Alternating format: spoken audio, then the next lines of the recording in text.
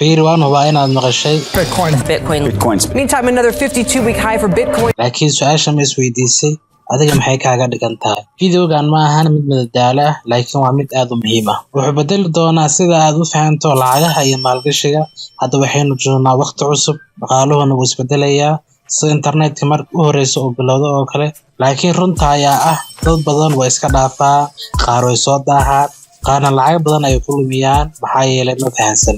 koorskan waxaa loo sameeyay si aad ugu doonaato dadkaas crypto waxaan ku guda jiray adoo muddo 10 sano iyo ka badan ah hadda waxaan ahay full time trader waa hubaal inaan khaladaad badan sameeyay intaan baran ka hor hadda laakiin waan saxay waxaana ku keenay koorsadan si aad ugu doonaato dadkaas oo kale khaladaadkaas oo kalena aadan u sameynin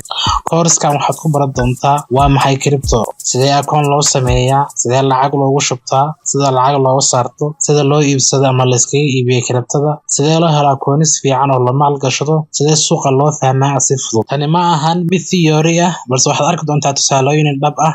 sidoo kale waxaad arki doontaa tareeriyo sax ah marka aad koorsada dhammaysto waxaad awoodi doontaa inaad fahanto marketka ama suuqa inaad go'aan sax ah qaadato inaad ka fogaato qaladaadka bilowga inaad si kalsooni leh u maalgashato cryptada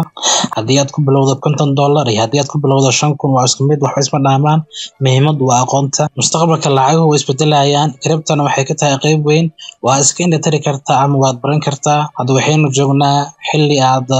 wax walba aad heli karto haddii aad u baahato signalo kusoo biir telegram channelkeena haddii aad rabto faham buuxdana koorsadan ayaa ka badan hadda aan bilowno